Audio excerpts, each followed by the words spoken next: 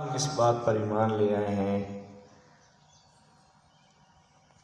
کہ قیامت والے دن ہم سب کو جمع ہونا ہے اور اپنے اعمال کا حساب آپ کے سامنے پیش ہونا ہے۔ یا اللہ، ہم پناہ مانگتے ہیں کہ ہم سے بری طرح حساب لیا جائے۔ یا اللہ، ہم اس بات پر ایمان لائے ہیں کہ تیری جنتیں بہت وسعت والی ہیں۔ ہم یقیناً ان کے قابل نہیں ہیں، لیکن آپ سے آپ کی رحمت کا سوال کرتے ہیں۔ ہم اس بات کا اعلان اور اقرار کرتے ہیں کہ ہم بہت کمزور، ضعیف و نزار لوگ ہیں۔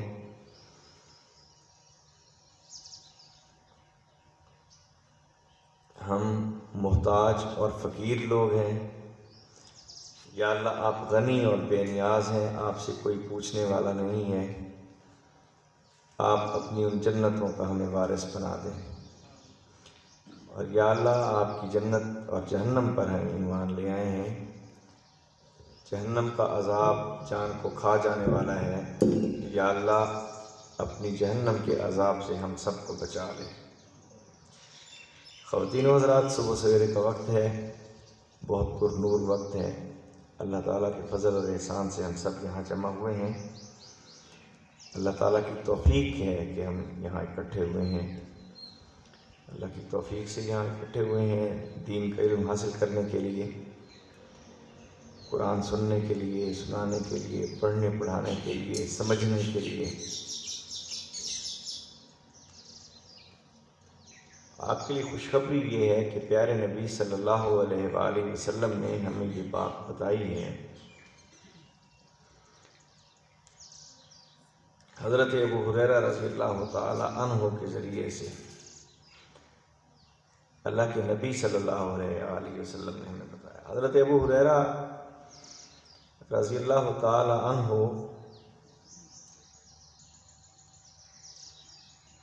دوس قبیلے کے فرد تھے، قبیلے دوس کے فرد تھے نا۔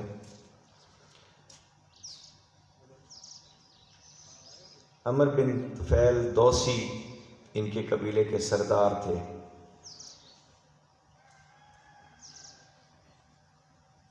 آپ کو پتہ ہے کہ مکہ مکرمہ میں جب لوگ آیا کرتے تھے تو جو مشرکین مکہ تھے، جو سردار تھے، جو اس دین اسلام کی مخالفت کیا کرتے تھے، پیارے نبی صلی اللہ علیہ وآلہ وسلم کی مخالفت کیا کرتے تھے، کوشش کرتے تھے کہ کوئی قافلہ اور قبیلہ ایسا نہ ہو جو آ کر ہماری بات سننے سے پہلے حضرت محمد صلی اللہ علیہ وآلہ وسلم کی بات سن لے، کیونکہ انہیں یقین تھا کہ جس شخص نے حضور کی بات سن لی تو اللہ تعالیٰ اس کو ہدایت کا راستہ دکھا دیتا ہے اور وہ درست راستے پر چل پڑتا ہے، وہ شرک کی آلودگیوں سے بچ جاتا ہے، وہ نفس کی پلیدگیوں سے بچ جاتا ہے۔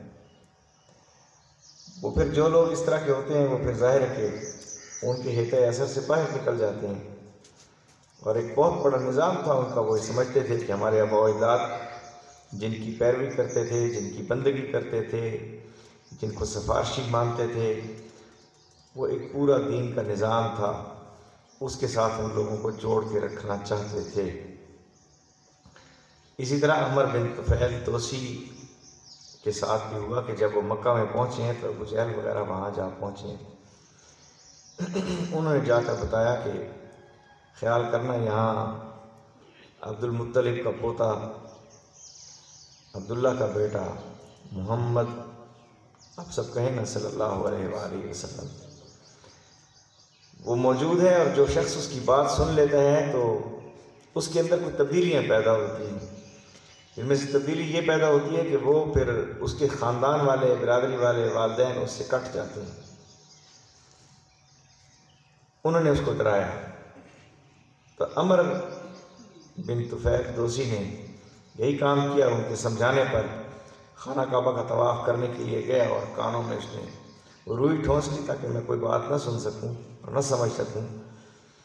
جب وہ وہاں پر طواف کرتا رہا تو پہلے دن میں، دوسرے چکر میں، تیسرے چکر میں اسے خیال آیا کہ میں تو قبیلے کا سردار ہوں، لوگوں کے فیصلے کیا کرتا ہوں، میں ادیب آدمی ہوں، شاعر آدمی ہوں، میں لوگوں کی بات سمجھتا ہوں، فیصلے کرتا ہوں، حکم ہوں۔ تو یہ کیسے ہو سکتا ہے کوئی بندہ میرے ساتھ آ کر بات کرے اور میں اپنے خاندان اور برادری کو چھوڑ بیٹھوں؟ تو اس کو جب یہ خیال آیا تو انہوں نے اپنے کانوں سے روئی نکال لی، تو پیارے نبی صلی اللہ علیہ وآلہ وسلم کی مبارک آواز سے پھر قرآن کی آیات جب سے روح کی کانوں سے ٹکرائے تو پھر ظاہر ہے کہ دل کی حالت تو بدل گئی ہے۔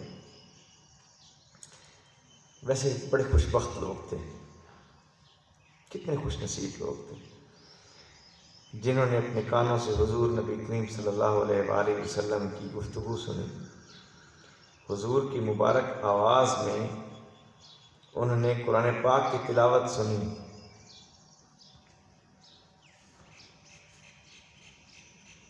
انہوں نے حضور نبی کریم صلی اللہ علیہ وآلہ وسلم کے رخ انور کا اپنے ان آنکھوں کے ساتھ انہوں نے زیارت کی، حضور سے بات چیت کی۔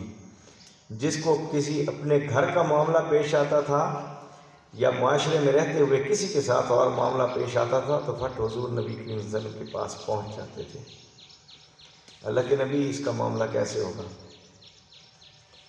اور بعض اوقات تو ایسے بھی ہوتا تھا کہ کسی کے معاملے نے شدت پکڑ لی، حضور نبی کریم صلی اللہ علیہ وآلہ وسلم نے کچھ دیر کے لیے خاموشی اختیار کر لی تو ان کے اس اٹھے ہوئے سوال کا جواب حضور نے نہیں، اللہ نے دیا۔ وہ زہار والا معاملہ ایسے ہی تھا نا اس خاتون کا، جس نے زہار کیا تھا تو اللہ تعالیٰ نے، وہ بار بار اللہ تعالیٰ کے نبی کے ساتھ جھگڑ رہی تھی کہ میرے معاملے میں کیا فیصلہ کیا جائے گا، تو ان کے سوال کا جواب اللہ نے دیا تھا۔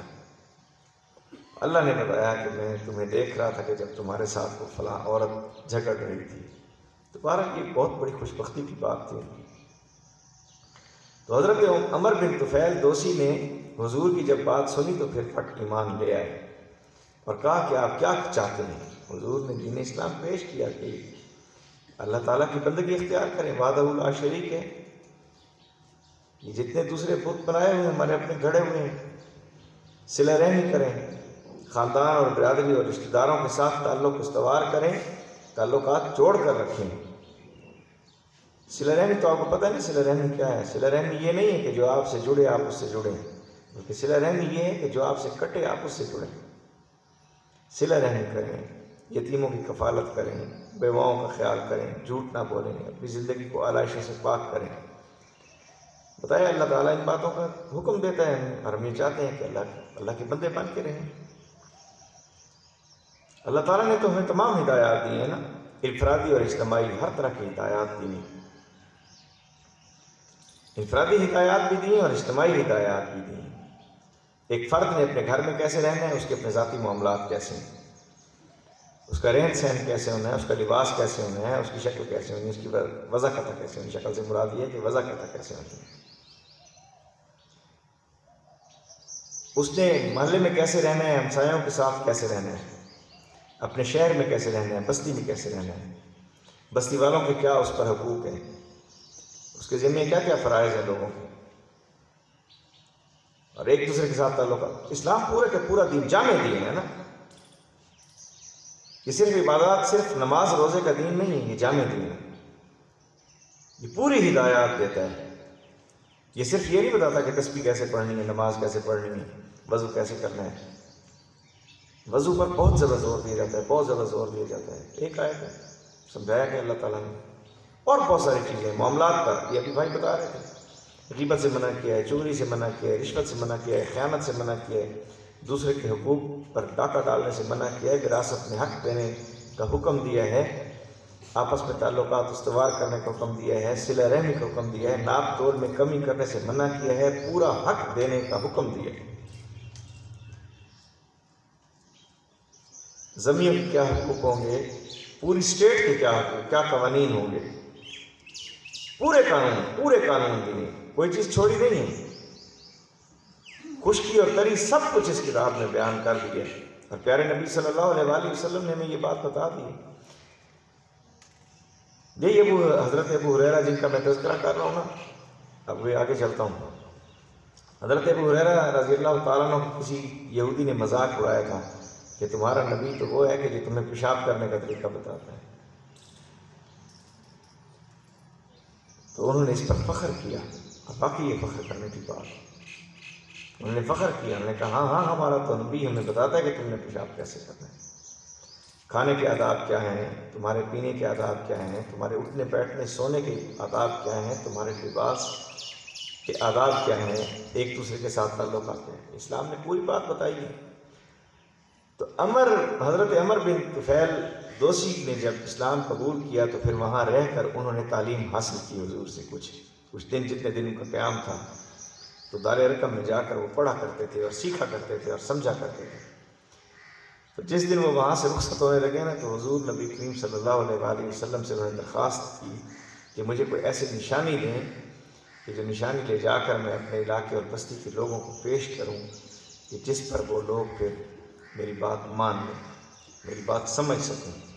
تو اس پر حضرت حضور نبی کریم صلی اللہ علیہ وآلہ وسلم نے اللہ سے دعا کی اور اللہ تعالیٰ نے ان کی پیشانی پر ایک ایسا، آپ سمجھیں کہ بلب روشن کر دیا، ایسے نور اور روشنی نکل رہی ہوتی.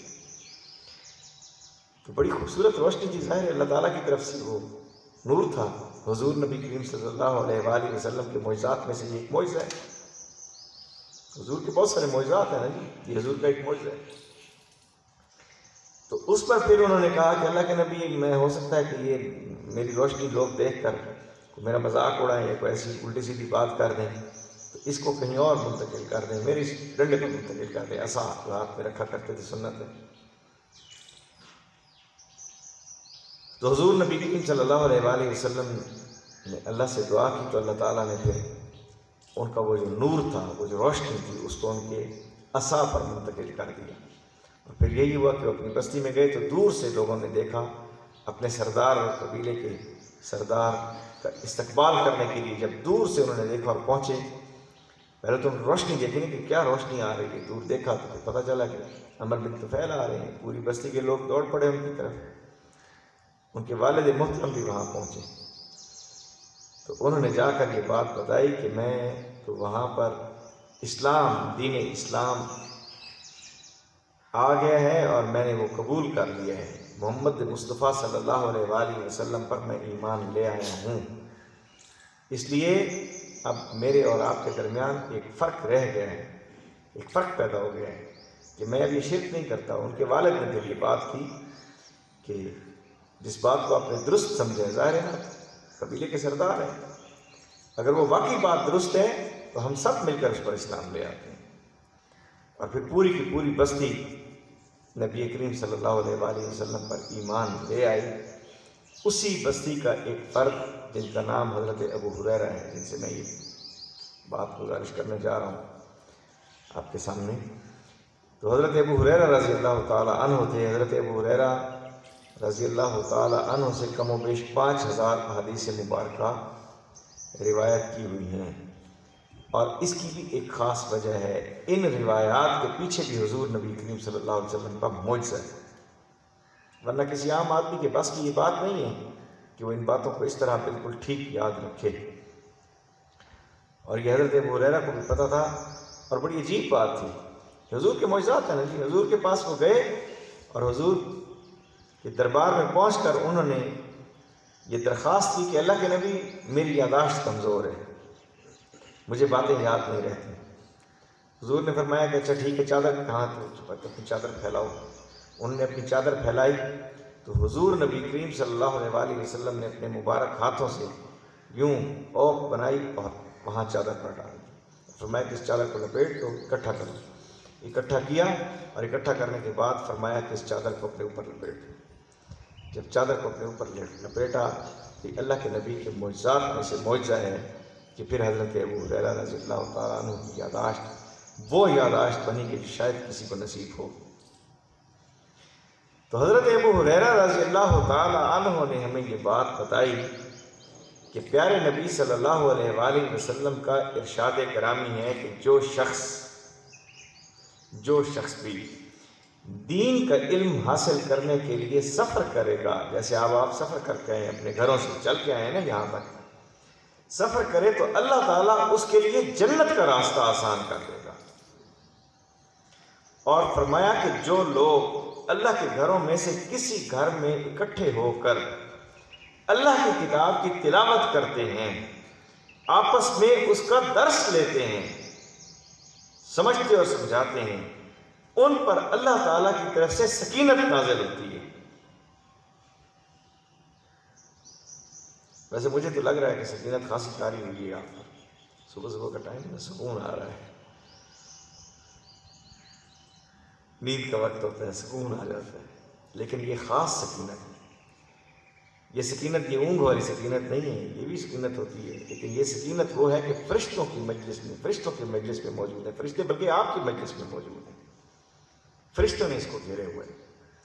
اور پھر حضور نے فرمایا کہ رحمت ان کو ڈھانک لیتی ہے، اللہ تعالیٰ کی طرف سے ان پر سکینت نازل ہوتی ہے اور رحمت ان کو ڈھانک لیتی ہے، فرشتے ان کو گھیر لیتے ہیں، فرشتے ان کو گھیر لیتے ہیں، اور اللہ تعالیٰ ان لوگوں کا ذکر فرشتوں کی مجلس میں کرتا ہے۔ اور ساتھ ہی پھر پیارے نبی صلی اللہ علیہ وآلہ وسلم نے ہمیں اسی حدیث مبارکہ کا حصہ ہے کہ آقا نے ہمیں یہ بات بتائی، جس شخص کو اس کا عمل پیچھے ڈال دے، اس کا نسب اس کو آگے نہیں بڑھا سکتا۔ جس شخص کو اس کا عمل پیچھے ڈال دے، کیا مطلب ہے اس کا؟ اس کا مطلب یہ ہے کہ اعمال، جس شخص کے اعمال اتنے کم ہوں کہ وہ آگے بڑھنے کی بجائے پیچھے جا رہا ہو۔ سفر تو جنت کی طرف ہی ہے نا ہمارا، ایمان کے مرتبے پر سرفراز ہے، جنت کی طرف سفر ہے، لیکن اگر عمل نہیں ہے تو پیچھے جائے گا۔ حسب نسب کوئی چیز نہیں ہے، بڑے بڑے حسب نسب والے لوگ، ابو جہل جس کا تذکرہ ہم نے کیا، عمر بن ہشام، بہت بڑا خاندان تھا، بہت بڑا قبیلہ تھا، بہت بڑی سرداری موجود تھی، لیکن میں تو سمجھتا ہوں کہ ان کے قبیلے کا شاید کوئی فرد بھی ایسا نہیں ہوگا جو حضرت بلال حبشی کے پاؤں کی گرد کو بھی پہنچا ہو۔ جس مرضی مقام کے لوگ ہوں، بھائی بلال حبشی کا مقام تو اپنا ہے، بلال حبشی کا تو وہ مقام ہے کہ اللہ تعالیٰ اپنے عرش پر بیٹھ کر بلال حبشی کے قدموں کی چاپ سنتا ہے، خود بھی سنتا ہے، جنت کی مخلوقات کو بھی سناتا ہے۔ تو جس کا عمل اس کو پیچھے ڈال دے، اس کا حسب اور اس کا نسب اس کو آگے نہیں بڑھا سکتا۔ اور یہ جو حسب اور نسب ہے، یہ پہچان ہے، یہ برادری اور خاندان اور قبیلے ان کے ساتھ اٹیچ رہنا چاہیے، لیکن یہ پہچان ہے، یہ صرف پہچان کے لیے ہیں۔ جس خاندان اور برادری اور قبیلے میں ہم پیدا ہوئے، اپنی مرضی سے پیدا نہیں ہوئے، ہم اپنی مرضی سے پیدا نہیں، اللہ نے پیدا کیا ہے۔ یہ پہچان کے لیے تو ٹھیک ہے، ضروری ہے، اور یہ ضروری ہے۔ ممانعت نہیں کی گئی ہے خاندان اور برادری اور قبیلے کے ساتھ جڑ کر رہنے کی، ممانعت نہیں ہے، جڑ کے رہنا چاہیے، ایک دوسرے کا تحفظ کرنا چاہیے، ایک دوسرے کی پشتیبانی کرنی چاہیے، ایک دوسرے کے لیے سکون کا ذریعہ بننا چاہیے، ایک دوسرے کو لوگوں سے بچانا چاہیے، اپنے خاندان اور برادری اور قبیلے کا پورے کا پورا تحفظ کرنا چاہیے۔ لیکن جہاں بات آ جائے اللہ تعالیٰ کی بندگی اور عبادت کی، جہاں بات آ جائے حق اور سچ کی، جہاں بات آ جائے جھوٹ اور سچ کے درمیان مقابلہ آ جائے، تو پھر خاندان اور قبیلہ اور برادری کچھ بھی نہیں، پھر اللہ کی بندگی سب سے پہلے، پھر حق اور سچ کا ساتھ دیا جانا سب سے پہلے۔ تو خواتین و حضرات، ہمارا جو آج کا سبق ہے منتخب، جو ہم نے آیات آپ کے لیے کی ہیں، وہ سورہ البقرہ کی آیت نمبر 168 سے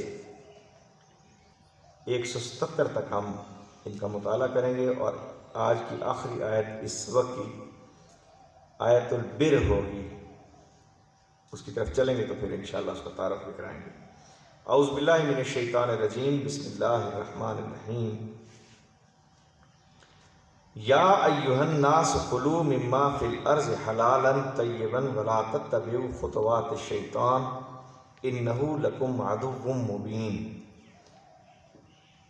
یا ایھا الناس، اے پوری دنیا کے انسانوں،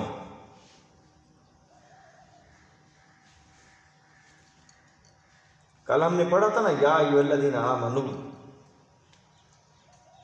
وہ خاص خاص لوگوں کو اللہ نے بلایا تھا، وہاں اللہ تعالیٰ نے حکم دیا تھا خاص لوگوں کو، یہاں عموم پوری دنیا کے لوگوں کو بہت بڑی خرابی سے بچایا جا رہا ہے۔ یا ایھا الناس، اے پوری دنیا کے لوگوں سنو، کلوا مما فی الارض حلالا طیبا، جتنی بھی چیزیں حلال اور طیب ہیں وہ کھاؤ، ولا تتبعوا خطوات الشیطان، شیطان کی پیروی نہ کرنا، انہ لکم عدو مبین، بے شک وہ تمہارا کھلا دشمن ہے۔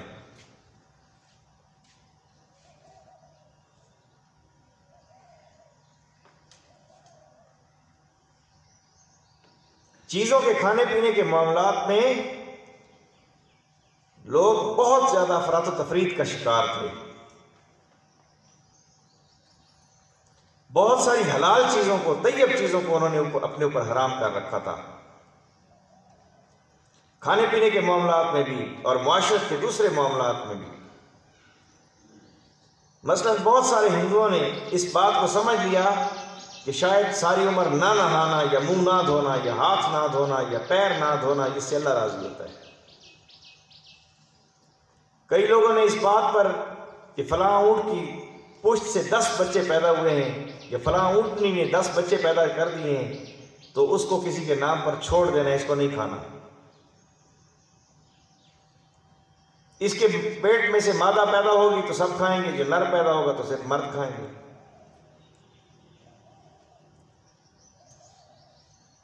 حلال اور حرام کے معاملے میں لوگ افراط اور تفریط کا شکار تھے، اور یہ بہت بڑی پریشانی ہے، اس لیے کہ یہ جو زندگی موجود ہے یہ بہت کم ہے چیزوں کے اثرات کو چیک کرنے کے لیے، جانچنے اور پرکھنے کے لیے، کون سی چیزیں آپ کے لیے فائدہ مند ہیں اور کون سی چیزیں ہیں جو ضرر رساں ہیں، مضر ہیں، نقصان دہ ہیں۔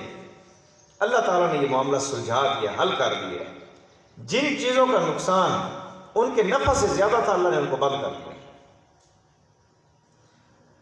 لیکن شیطان نے بہت ساری چیزیں ایسی تھیں جن پر بندوں پر، انسانوں پر پابندیاں لگا رکھی تھی، ان کے دلوں میں آ کر وہم ڈالتا تھا، الہام کرتا تھا۔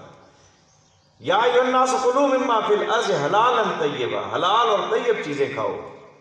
حلال چیز وہ ہوتی ہے جس کو اسلامی شریعت نے، جس پر پابندیاں نہ لگائی ہوں، جن کو براہ راست منع نہ کر دیا گیا ہو، جن کو منع کر دیا وہ حرام ہے، ورنہ بقایا ساری چیزیں حلال ہیں۔ سخر لکم ما فی السماوات والارض، اللہ تعالیٰ نے یہی بات بتائی ہے کہ زمین و آسمان میں ساری چیزیں تمہارے لیے مسخر کر دی، تمہارے لیے تسخیر کی ہیں، ما سوائے ان چیزوں کو جن پر اللہ نے پابندی لگا دی۔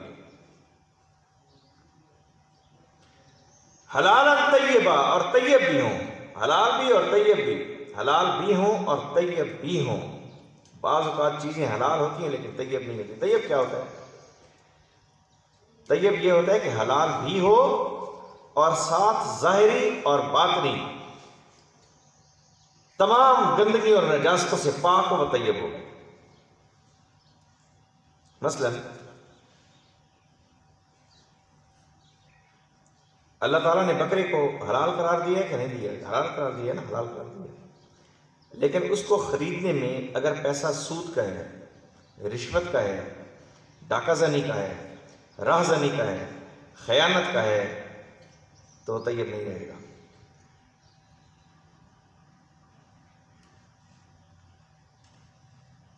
کوئی بھی چیز ہو، خیانت کر کے اگر آپ نے لی ہے، کسی کے حقوق پر ڈاکے ڈال کر لی ہے، سود کے ذریعے سے لی ہے، رشوت کے ذریعے سے لی ہے، یا کسی کا مال غصب کر کے لی ہے، تو وہ طیب نہیں رہے گی۔ بے شک اللہ تعالیٰ نے براہ راست اس پر حرام کا حکم نہ لگایا ہو۔ انما یامرکم بالسوء والفحشاء، در حقیقت وہ تمہیں حکم دیتا ہے برائی کا، والفحشاء اور فحش کاموں کا۔ شیطان کیسے حکم دیتا ہے؟ یہ پیارے نبی صلی اللہ علیہ وآلہ وسلم نے ہمیں بتایا ہے کہ دو کیفیات ہوتی ہیں، ایک ہوتا ہے شیطانی الہام، شیطان انسان کے دل میں وسوسے ڈالتا ہے، اس نے پہلے دن سے اللہ تعالیٰ سے یہ طاقت اور استطاعت مانگی تھی کہ مجھے آپ یہ طاقت دے کہ میں ان کے خون میں دوڑوں، ان میں وسوسے ڈالوں، یہ ایک چیلنج ٹائپ تھا۔ اور دوسرا ہوتا ہے ملکوتی تخیل، فرشتہ نور ڈالتا ہے، فرشتہ بہتر طریقے سے وہ چیز ڈالتا ہے۔ شیطانی خیال ہے اور ملکوتی خیال ہے، فرشتے والا خیال ہے اور شیطان والا خیال ہے۔ شیطان الہام کرتا ہے، شیطان رگوں میں دوڑتا ہے، شیطان انسان کے خون میں دوڑتا ہے، وساوس پیدا کرتا ہے، خیالات پیدا کرتا ہے۔ مثلا اللہ تعالیٰ کے راستے میں روپیہ اور پیسہ لگاتے وقت شیطان ڈراوا دیتا ہے کہ فقر آ جائے گا، تنگی آ جائے گی، تنگ دستی آ جائے گی۔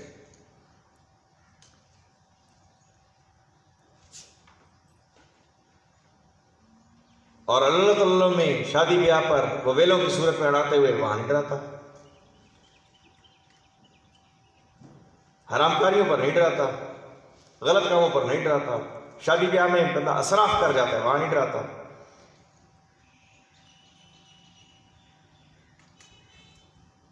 بڑائی اور دھاک بٹھانے کے لیے ریاکاری پر وہ نہیں ڈراتا، وہ کہتا ہے واہ بھائی واہ بڑا سردار نظر آئے گا۔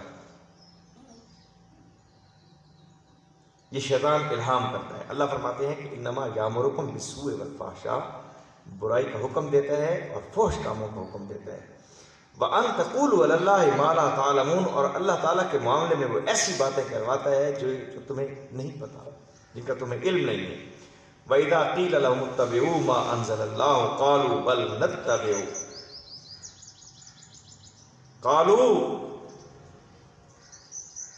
بَلْ نَتَّبِعُ مَا أَلْفَيْنَا عَلَيْهِ آبَاءَنَا۔ وَإِذَا قِيلَ لَهُمُ اتَّبِعُوا، جب ان کو کہا جاتا ہے کہ اللہ تعالیٰ کی وَإِذَا قِيلَ لَهُمُ اتَّبِعُوا مَا أَنزَلَ اللَّهُ، جب انہیں کہا جاتا ہے کہ اس کی پیروی اختیار کرو جو اللہ تعالیٰ نے نازل کیا ہے، قَالُوا بَلْ نَتَّبِعُ مَا أَلْفَيْنَا عَلَيْهِ آبَاءَنَا، تو لوگ کیا کہتے ہیں، نہیں ہم اس کی پیروی کریں گے جس پر ہم نے اپنے آباء و اجداد کو پایا تھا، باپ دادا کو پایا تھا۔ خواتین و حضرات، یہ تین قسم کے بت ہیں جو انسان پوجتا ہے، تین بت ہیں جس کی پرستش کی جاتی ہے۔ سب سے پہلا بت ہے انسان کا اپنا نفس، انسان کا اپنا نفس ہے جس کو پوجتا ہے، پرستش کرتا ہے۔ اللہ نے اس بات کو قرآن میں ارشاد فرمایا کہ افرأیت من اتخذ الہہ ہواہ، کیا تم نے اس شخص کو دیکھا ہے جو اپنی خواہش نفس کی پیروی کرتا ہے، اس کو پوجتا ہے، اس کو الہ بنا رکھا ہے۔ بھائی دیکھیں نا، نماز کا وقت ہو گیا، بندہ کہتا ہے میری مرضی آئے گی، زبان سے نہیں بھی کہہ رہا، عمل سے تو یہی ثابت کر رہا ہے نا، مرضی آئے گی پڑھے گا، پڑھوں گا، مرضی آئے گی نہیں پڑھوں گا۔ اس نے کیا کیا؟ اپنی مرضی کا بندہ ہے۔ زکوٰۃ کا وقت آیا ہے، مرضی آئی دی ہے، مرضی نہیں کی۔ روزے کا وقت آیا ہے، مرضی ہے دیا ہے، مرضی ہے نہیں دیا، بھائی نہیں رکھا روزہ اس نے۔ صدقات کا وقت آیا ہے، خیرات کا وقت آیا ہے، وراثت میں حق کا وقت آیا ہے، میرا دل نہیں کر رہا ابھی، یہی کہتے ہیں نا میرا دل نہیں کر رہا ابھی، یار بعد میں پڑھ لوں گا۔ آپ کسی کو کہیں نا نماز کے لیے، وہ کہے گا چلیں آپ پڑھیں جی، کہہ یہ رہا ہوتا ہے کہ میرا دل نہیں کر رہا۔ اللہ کی بندگی نہیں، اپنی خواہش نفس کے پیچھے چلا ہے وہ۔ اور دوسرا بت ہے باپ دادا کے رسم و رواج۔ جس خاندان قبیلے برادری میں پیدا ہوا، جس معاشرے ماحول میں پیدا ہوا، باپ دادا یہ کام کرتے ہیں ہم یہی کریں گے بھائی۔ انہوں نے لات منات عزا اور حبل کو پوجا، ہم بھی انہیں کو پوجیں گے بھائی۔ وہ بھی اسی کے بندے بن کے رہے، ہم بھی اسی کے بندے بن کے رہیں گے۔ آباء و اجداد کے معاملات کو، ان کے رسم و رواج کو چھوڑنا، میرے باپ نے بھی وراثت میں حق نہیں دیا تھا، میں بھی نہیں دوں گا، ہمارا تو خاندانی نظام ایسا ہے جی،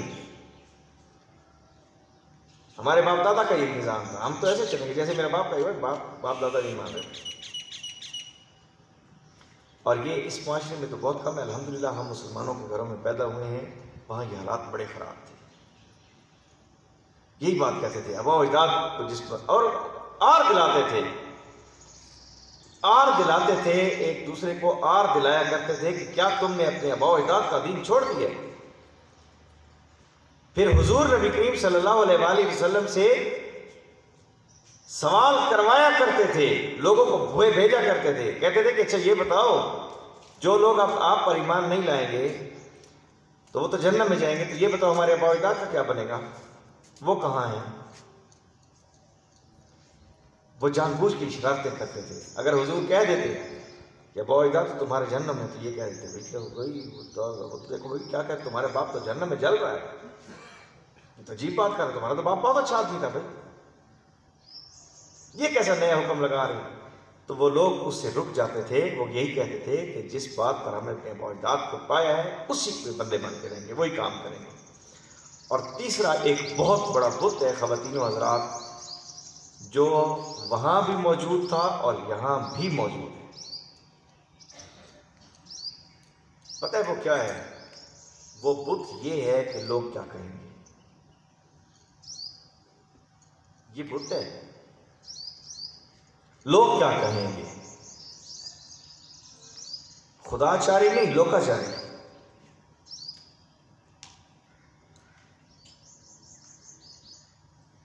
بہت سارے لوگ خاندان کے رسم و رواج کو اس لیے نہیں چھوڑ پاتے کہ برادری اور خاندان اور قبیلہ کیا کہے گا، میرے شہر کے لوگ کیا کہیں گے، میرے ہمسائے کیا کہیں گے، میرا سردار کیا کہے گا، میرے بڑے کیا کہیں گے، لوگ مجھ پر باتیں بنائیں گے، لوگ میرا تمسخر اڑائیں گے، لوگ میرا مذاق اڑائیں گے۔ یہ ایک بہت بڑا بت ہے جس کو پوجا جاتا ہے۔